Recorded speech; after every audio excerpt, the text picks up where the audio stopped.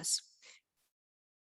So we figured out the melody line for Mary Had a Little Lamb, and we were able to put it in to Callie's cheatsy way of doing this.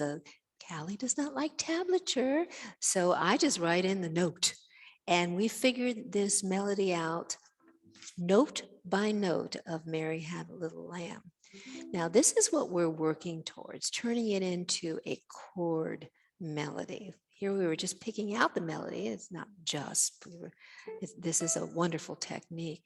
But now what happens if we wrap it around a chord?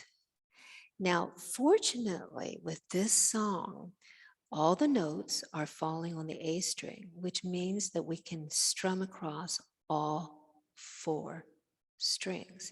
And we have only 2 chords.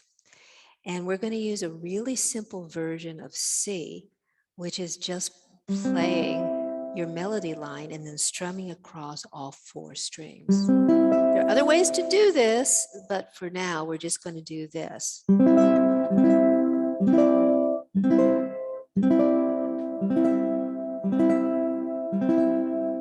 Let me move in and show you what I was doing. And I'm doing a more efficient fingering. If you want to slide your left hand down or use one finger, you find what works for you.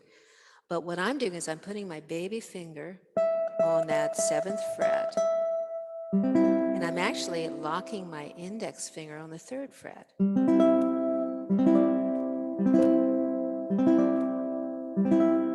Like so.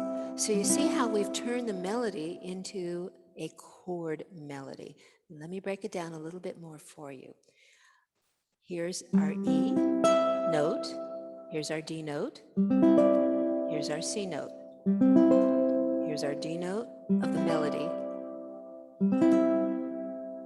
And what I'm doing with my strum is I'm following the rhythmic pattern of the melody. It goes ta, ta, ta, ta, ta, ta, ta.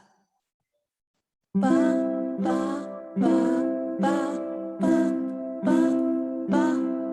Let's try it again. 2, 3, 4. Ba, ba, ba, ba, ba, ba, ba. One more time. Let me slow it down for you. 2, 3, 4.